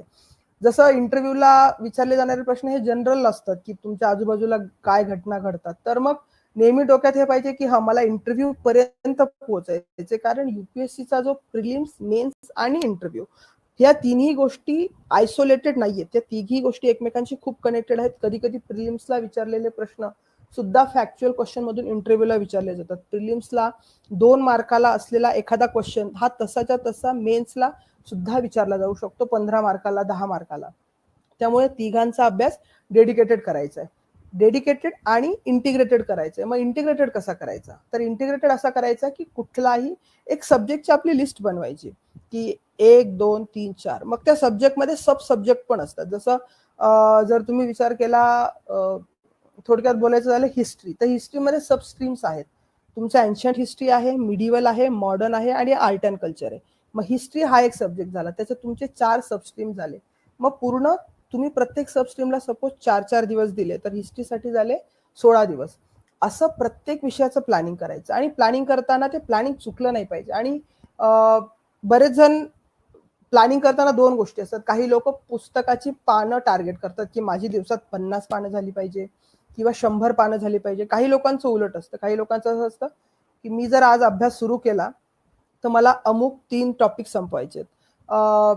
हे तुमच्या याच्याप्रमाणे घ्या, जसं तुम्हाला सवय असेल. पण मला व्यक्तिगत अशी सवय होती की जर मी अभ्यास सुरू केला तर मला टॉपिक नुसार मी जायचो की हा, आज जर मी एन्व्हायरमेंट सुरू केलंय तर मला एन्व्हायरमेंट मधला अमुक एक टॉपिक संपवायचं. तर तुम्ही त्यानुसार प्लॅनिंग करा. आणि 1 महिन्याचा काय अभ्यास करायचा याचं प्लॅनिंग 1 महिन्याच्या पहिल्या दिवसालाच तुमचं प्लॅनिंग असलं पाहिजे की हा, पहिला आठवडा हा, दुसरा आठवडा हा, तिसरा आठवडा हा, चौथा आठवडा हा. तर या पद्धतीने प्लॅनिंग करायचं. जर प्लॅनिंग केलं, त्याला एक्झिक्यूट केलं तर तुमचा अभ्यास जेवढ्या वेळेत पूर्ण व्हायला पाहिजे तेवढ्या वेळेत होऊ शकतो. आणि दुसरी गोष्ट की UPSCच नाही, स्पर्धा परीक्षांमध्ये अजून एक गोष्ट महत्वाची, ती म्हणजे रिव्हिजन. एकदा अभ्यास केला तर मग ते काही दिवसानंतर पुढचं पाठ, मागचं सरसपाट असं होण्याची शक्यता खूप दाट असते. त्यामुळे कुठलाही सब्जेक्ट जर तुम्ही वाचला त्याची मिनिमम मी सजेस्ट करेन 3 किंवा 4 वेळा त्याची रिव्हिजन परीक्षेच्या आधी होणं आवश्यक आहे. आता मी तुम्हाला प्रिलिम्स आणि मेन्स याच्यात नेमकं कशा पद्धतीनं वेगळं टॅकल करायचं याच्या बाबतीत थोडक्यात सांगेन. प्रिलिम्सचे क्वेश्चन 2 टाईपचे आहेत. एक तुमचा स्टॅटिक आहे, म्हणजे जेवढा सिलेबसमध्ये युपीएससीने दिलेला आहे त्या कुठल्या तरी पुस्तकातून तो प्रश्न येतो. दुसरा आहे डायनॅमिक क्वेश्चन्स. डायनॅमिक म्हणजे काय की करंट अफेअर मग करंट अफेअर मधल्या सगळ्याच, म्हणजे तुमचं आर्थिक झालं, राजकीय करंट झालं किंवा आंतरराष्ट्रीय घडणाऱ्या घटना झाल्या, वेगवेगळ्या युनायटेड नेशन्स, वर्ल्ड बँक या ठिकाणी घडणाऱ्या घटना झाल्या, हे तुमचं करंट झालं. तर मग दोघांचा ताळमेळ बसणं खूप आवश्यक आहे. बऱ्याच वेळा काय होतं की बॅलन्स चुकतो, म्हणजे आपण करंटच्या मागे एवढं लागतो की आपलं स्टॅटिक सुटतं, की कधी कधी स्टॅटिकच्या मागे एवढं लागतो की करंट सुटतं. आणि युपीएससी कठीण का मानली जाते? बिकॉज युपीएससी मध्ये डायनॅमिक्स प्रचंड महत्वाचं आहे. युपीएससी इतके सारे क्लासेस भारतात आहेत, इतक्या साऱ्या क्लासेसचे लोक वेगवेगळ्या प्रश्नपत्रिका काढत असतात जेणेकरून तुमची प्रॅक्टिस होईल. पण अजूनही कुठल्याही भारतातल्या कोचिंग इन्स्टिट्यूटला युपीएससीचा पेपर कसा येईल हे कधीच प्रेडिक्ट नाही करता आलं. याचं कारण आहे की युपीएससी प्रत्येक वर्षी स्वतःचा पेपर पॅटर्न चेंज करत असते. जसं मी 14, 15, 16, 17 3 वर्षे दिली. 14चा पेपर होता हा मोस्टली स्टॅटिक काइंड ऑफ होता. 15चा पेपर स्टॅटिक प्लस डायनामिक, 16चा पेपर करंट बेस, 17चा paper static but difficult static. तर हे असं बदलत असल्यामुळे आणि मागचे 10 वर्षाचे पेपर तेव्हा तुम्ही बघता तरी तुम्हाला असं त्याच्यावरून तुम्हाला एक आयडिया येईल की नेमकं जाताना युपीएससीच्या अभ्यासाला सामोरं जाताना तुम्ही पेपर ज्यावेळी बघाल त्यावेळी तुम्ही पेपर पण असे बघा. फक्त हे नका बघू की प्रश्न काय विचारले, हे बघा की प्रश्न विचारताना त्याच्यामध्ये नेमका कसा बदल घडत गेला. 2010 ते 2020 या काळातले युपीएससी असू दे अथवा एमपीएससी असू दे, दोघांचे जर क्वेश्चन पेपर तुम्ही बघितले तर सारखे काही ना काही बदल होत गेले. म्हणजे कधी कधी करंट मध्ये आंतरराष्ट्रीय institution, world bank, United nations, IMF, Asian development bank याच्यावर प्रश्न येतात. कधी कधी अचानक सायन्सवर 6-7 प्रश्न, कधी कधी अचानक जॉग्राफीच्या करंटवर 6-7 प्रश्न. तर हा जो पॅटर्न तुमच्या लक्षात आला तर तुम्हाला एक्झॅक्टली लक्षात येईल की तुम्ही करंट कसं बघायचं आणि स्टॅटिक कसं बघायचं. तर या पद्धतीनं तुम्ही पेपर आधी अनालिसिस करा की 10 वर्षाच्या पेपरमध्ये काय ट्रेंड आहे आणि त्यानंतर प्रिलिमचं प्लॅनिंग करा. आता सपोज जर मी प्रिलिमच्या प्लॅनिंगच्या बाबतीत अजून डिटेलमध्ये बोलायचं सांगितलं तर तुमचे सपोज 8 सब्जेक्ट आहेत. तर त्या 8 सब्जेक्टमध्ये तुम्ही जेव्हा एखादा सब्जेक्ट कंप्लीट करतात तर पुन्हा पेपर बघा मागच्या 10 वर्षांचे आणि बघा की त्यातले कुठले प्रश्न तुम्हाला अजूनही डिफिकल्ट वाटतात. जर तुम्हाला असं वाटलं की तुम्ही जॉग्राफी केला आणि जॉग्राफीमध्ये पण स्ट्रीम्स आहेत, म्हणजे इंडियन जॉग्राफी आहे, वर्ल्ड जॉग्राफी आहे, इकॉनॉमिक जॉग्राफी आहे, आणि तुम्हाला जॉग्राफीचा अभ्यास केल्यानंतर पण जर वाटलं की मला इंडियन जॉग्राफी टफ जाते किंवा माझे ह्युमन जॉग्राफीचे क्वेश्चनच सुटत नाहीत, माझ्याकडनं इकॉनॉमिक जॉग्राफी लक्षातच राहत नाहीये, तर मग त्यानुसार पुन्हा जेव्हा तुम्ही रिव्हिजन कराल तर त्या गोष्टीवर भर द्या. थोडक्यात काय, तुम्ही जेव्हा प्रिलिम्सचे मागच्या वर्षाचे पेपर सोडवता, अभ्यास करता आणि पुन्हा पेपर सोडवता, तर अभ्यास करताना काय काय गॅप्स राहिलेले आहेत हे तुम्ही रिव्हिजनच्या वेळेस कंप्लीट करणं आवश्यक आहे. आणि असं जर तुम्ही प्रत्येक सब्जेक्टला वेळ दिला तर तुमचं एका पॉइंट नंतर सगळे गॅप्स हळूहळू भरले जातात. आता दुसरा मुद्दा, प्रिलिमसाठी मिनिमम 70 ते 75 प्रश्नपत्रिका सोडवणं अत्यंत आवश्यक आहे. मग कुठल्या इन्स्टिट्यूट घ्या, मग तुम्ही युपीएससी घ्या किंवा एमपीएससी घ्या. मी युपीएससी क्लिअर केली त्यामुळे माझा मोस्टली जो बोलण्याचा ओघ आहे तो युपीएससीच्या अनुषंगाने आहे, बट बऱ्याचशा गोष्टी एमपीएससीलाही त्याच तशाच्या तशा लागू पडतात. आता 70-75 3-3, 4-4 वेगवेगळ्या इन्स्टिट्यूटचे पेपर सोडवायचे, तर मग याच्यात मी तुम्हाला अजून एक ट्रिक सांगेल की जसं मी एक XYZ इन्स्टिट्यूट आहे त्याचे पेपर जर सोडवले तर XYZ इन्स्टिट्यूट हिस्ट्रीवर खूप प्रश्न विचारते, मग माझा हिस्ट्रीचा अभ्यास चांगला होतो. ABC इन्स्टिट्यूट करंटवर खूप प्रश्न विचारते, मग मला करंटचा अभ्यास होतो. परत X इन्स्टिट्यूट हिस्ट्रीवर विचारते, X इन्स्टिट्यूट इकॉनॉमीवर विचारते. एका इन्स्टिट्यूटचा भर असतो इकॉनॉमिकचं स्टॅटिक विचारण्यावर, एका इन्स्टिट्यूटचा भर असतो इकॉनॉमिकचं डायनॅमिक्स विचारण्यावर. थोडक्यात काय की तुम्ही 4-5 प्रकारच्या इन्स्टिट्यूटचे पेपर सोडवले तर तुम्हाला सगळा अनुभव येतो आणि कुठेतरी तुम्ही थोडं का असं युपीएससीच्या ऍक्च्युअल प्रिलिमच्या पेपरला थोडे जवळ जाऊ पाहता. तर या पद्धतीने प्रिलिमचा अभ्यास करायचा आहे. आणि स्टॅटिक आणि डायनॅमिक दोघांची सांगड कधीच नाही तुली पाहिजे.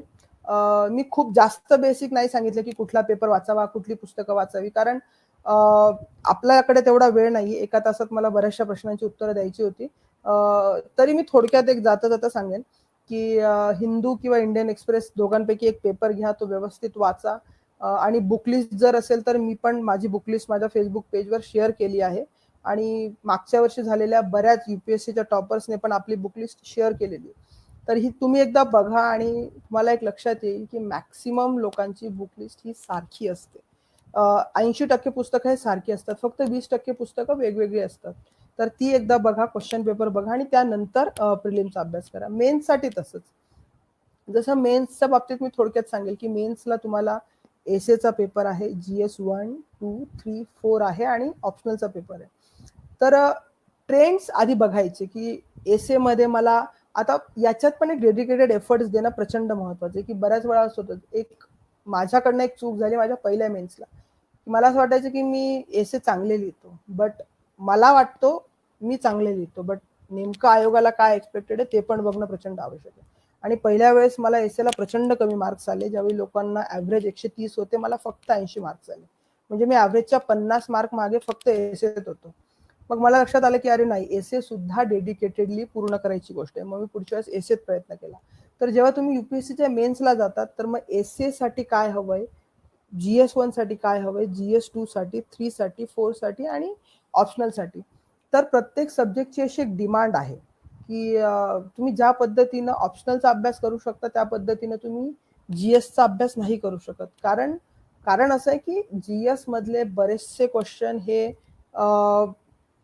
सिलेबस मधून ॲज इट इज विचारतात. ऑप्शनलमध्ये तसं होत नाही, सिलेबस मधलेच येतात पण ते इम्प्लिमेंट करावे लागतात. डायनॅमिक करंट सिच्युएशनशी रिलेटेड असे क्वेश्चन असतात. म्हणून तुम्ही मेन्सचे सुद्धा मागच्या 8-10 वर्षांचे प्रश्न पाहणं खूप आवश्यक आहे आणि त्यानंतर मेन्सचा अभ्यास करणं आवश्यक आहे. आणि हे मी तुम्हाला अभ्यासाच्या बाबतीत थोडकं सांगितलं. आणि तयारी करताना नेमक्या काय अडचणी येतात आणि त्या कशा सॉल्व्ह करायच्या याच्यावर मी आता बोलणार आहे.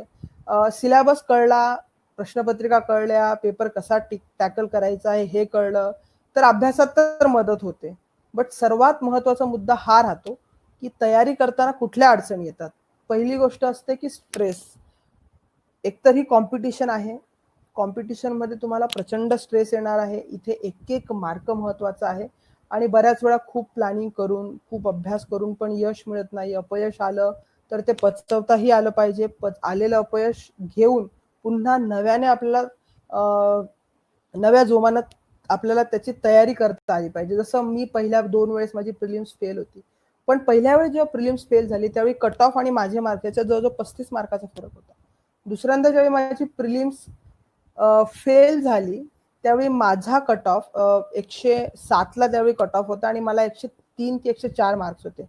तर फक्त 3 मार्काचा डिफरन्स होता. तर मला एक गोष्ट कळाली की माझा प्रिलिम्सचा अभ्यास वाढलाय, मला अजून प्रयत्न करायचे. मग मी तिसऱ्या अटेम्प्टला प्रिलिम्सवर प्रचंड फोकस केला आणि ज्यावेळी प्रिलिम्सचा पेपर होता त्यावेळी अनेक इन्स्टिट्यूट एक एक्सपेक्टेड कट ऑफ सांगतात की हा साधारणतः एवढा कट ऑफ लागेल आणि त्यावेळी एक्सपेक्टेड कट ऑफ मग 105-7 सांगितला जात होता आणि मी ज्यावेळी माझे मार्क्स कॅल्क्युलेट केले ते 130 पर्यंत होते. तर सांगण्याची गोष्ट अशी की जर मी दुसऱ्या प्रिलिम्सच्या वेळेस खचून गेलो असतो की नाही माझ्या प्रिलिम्स क्लिअरच होत नाही तर कदाचित तिसऱ्या वेळेस मी प्रयत्न करू शकलो नसतो. त्यामुळे स्पर्धा परीक्षा आणि स्ट्रेस ह्या दोघी गोष्टी पॅरलली चालतात.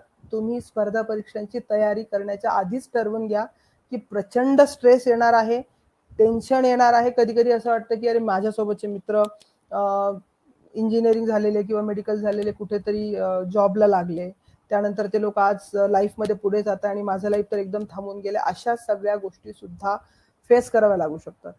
तर यावेळी स्ट्रेस मॅनेजमेंट कसं करायचं. सपोज जर अपयश आलं हरकत नाही, यश अपयश हे स्पर्धा परीक्षांचा एक it's a part and parcel of the competitive exam. ज्या दिवशी अपयश आलं, ज्या दिवशी रिझल्ट आला, बसा एक ज्याला आपण मराठीत म्हणतो आत्मचिंतन किंवा सेल्फ इव्हॅल्युएशन. एक सेल्फ इव्हॅल्युएशन करा की मला अपयश का आलं.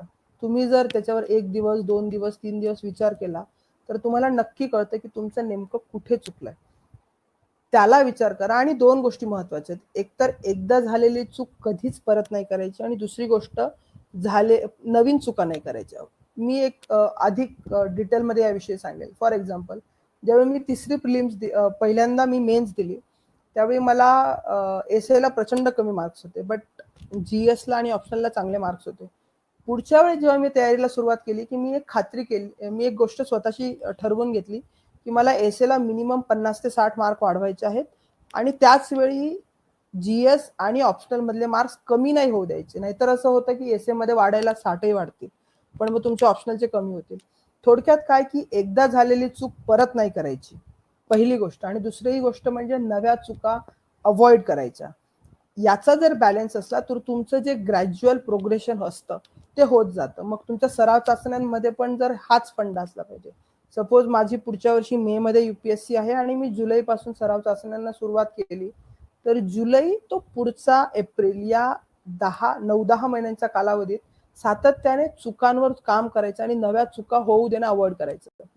जर या पद्धतीने केलं तर तुम्हाला जर अपयश आलं तरी सुद्धा तुम्ही ते पचवू शकता आणि पुन्हा एकदा तयारी करू शकता. दुसरी गोष्ट, अभ्यासाचं जे प्लॅनिंग असतं ते बऱ्याच वेळा चुकतं. म्हणजे मी एका महिन्यात अभ्यास इतका करायचा ठरवला होता पण नाही झाला, मग काय करायचं, याच्याने प्रचंड टेन्शन येतं. म्हणजे मला यायचं की सपोज मी जुलै महिन्यात अमुक 3 सब्जेक्ट करायचे ठरवले आणि 2च झाले, तर मग जुलै महिना जेव्हा एंड येतो त्यावेळेस असं वाटतं अरे एवढा अभ्यास होता, माझा नाही झाला.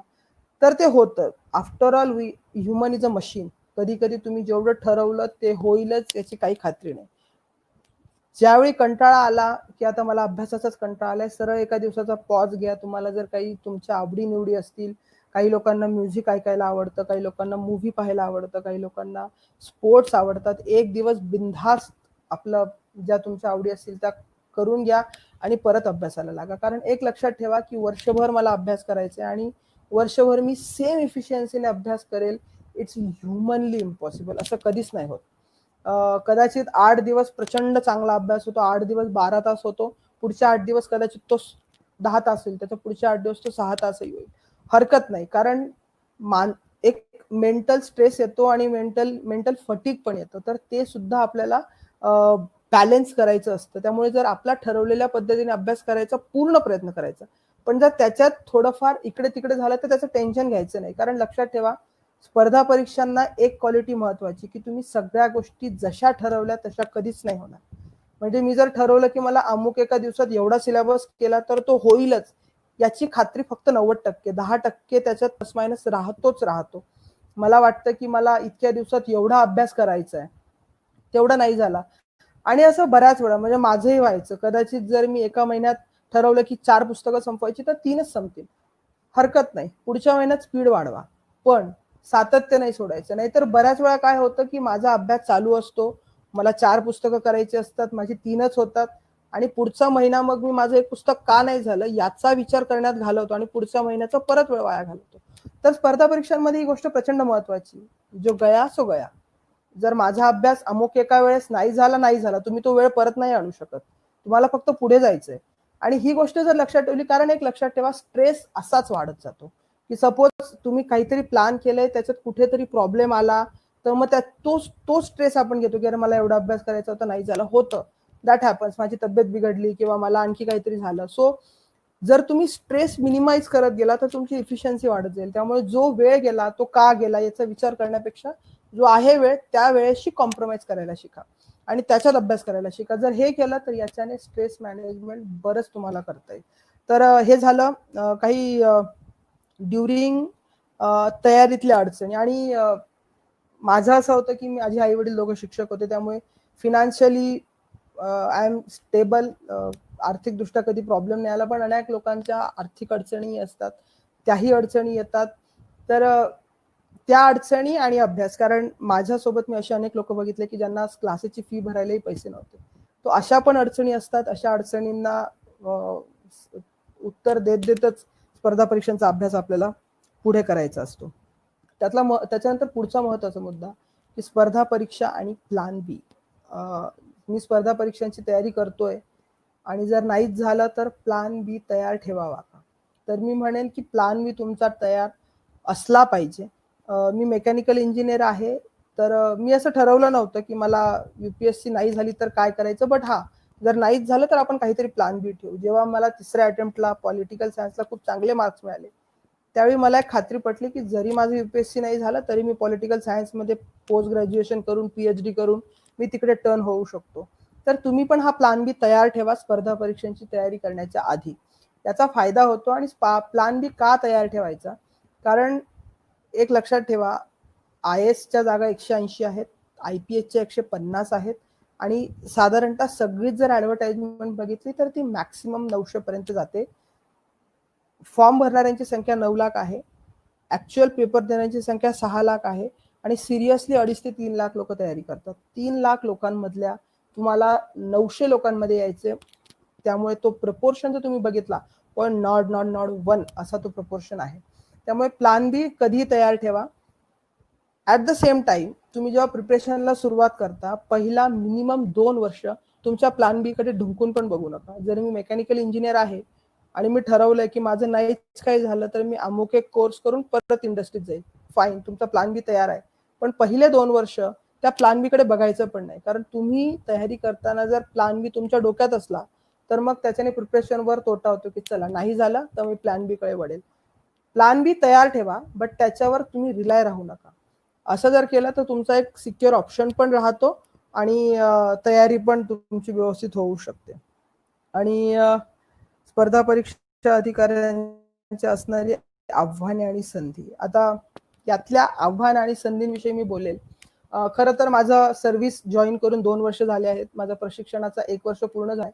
त्यामुळे खूप सारा प्रशासन मी बघितलं असं मी नाही म्हणू शकत, बट तरी सुद्धा नेमकी काय आव्हानं तुम्हाला फील्डमध्ये आल्यानंतर येतात याविषयी मी थोडंसं सांगण्याचा प्रयत्न करेन. जसं मी म्हटलो की अभ्यास करताना तुम्ही जसा प्लॅन करता तसा होईलच याची शक्यता फार कमी आहे. तसंच अधिकारी झाल्यानंतरचाही काळ तसाच असतो. 10 ते 5 हा ऑफिशियल टाइम आहे, पण नाही तुम्हाला इन टाइम आहे, नाही तुम्हाला इन टाइम आहे, आणि नाही तुम्हाला आउट टाइम आहे. कधी कधी 5 म्हणजे एका वर्षात मी कधीच ऑब्झर्व नाही केलं की मला 5चा ऑफिस माझा टाइम आहे आणि मी 5 वाजता घरी गेलो, असं कधीच नाही. आणि प्रत्येक दिवशी नवीन चॅलेंजेस येतात. की सिस्टीम जरी सेट असली तरी प्रत्येक दिवशी नवी चॅलेंजेस आहेत, आणि म्हणून कदाचित स्पर्धा परीक्षांचं जे वलय आहे ते त्याच्याचमुळे की प्रत्येक दिवस कधीच प्लॅन नाही होत. जसं ज्यावेळी मी माझ्याकडे इंडिपेंडंट चार्जच्या काळात तहसीलदारचा चार्ज होता, त्यावेळी माझं मी सकाळी जाताना ठरवून जायचो की मला ही 4 कामं करायची. ती 4 कामं मी करत असताना कोणीतरी आपली तक्रार घेऊन येतं. ती तक्रार कधी कधी लोक 5 मिनिटात तक्रार सांगतात, कधी कधी एखादी व्यक्ती तक्रार सांगायला अर्धा तासही लावते. मग मी प्लॅन नाही केलं ना की मला तक्रार सांगायला किती लोक येतील. मी घरून जाताना प्लॅन करतो की मी आज 10 लोकांच्या तक्रारी ऐकतील, पण ते 10 कधीच नसतात. कधी ते 9ही असतात आणि कधी ते 10चे 12ही होतात.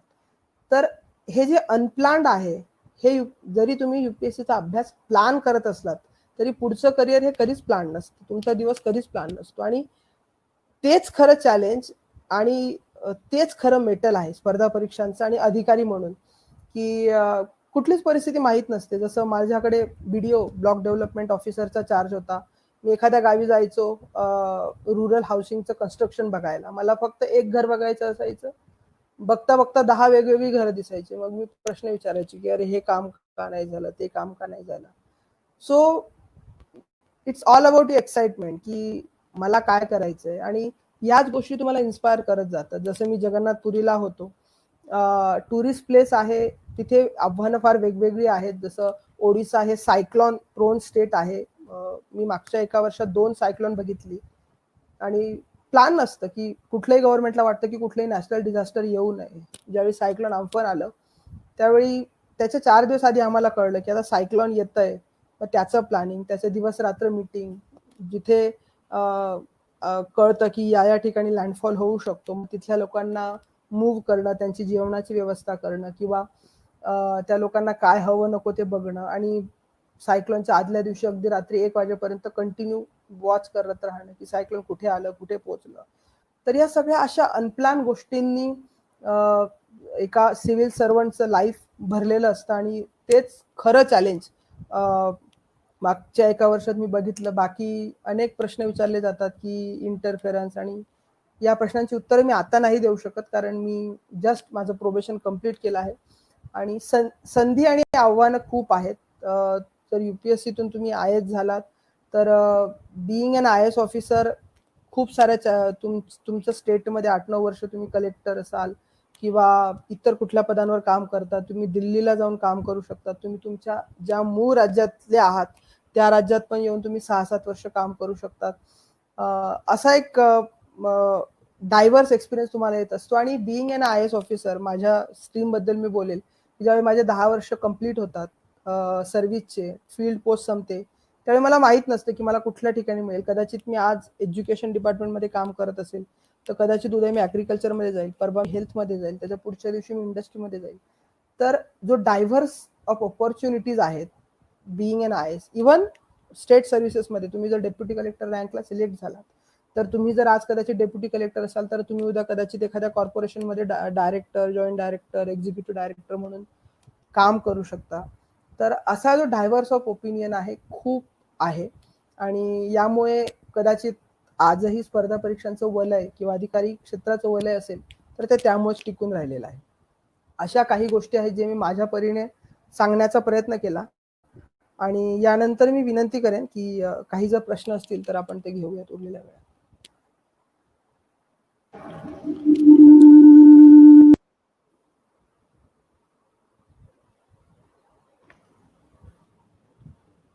धन्यवाद मयूर सर, आपण जे मार्गदर्शन केलं त्याबद्दल. मी प्रेक्षकांना विनंती करतो की आपल्याला जर कुणाला काही सरांना प्रश्न विचारायचे असतील तर आपल्या स्क्रीनवर रिक्वेस्ट टू स्पीक नावाचा एक बटन आहे, ते बटन आपण क्लिक करावं. तर आपल्याला या लाईव्ह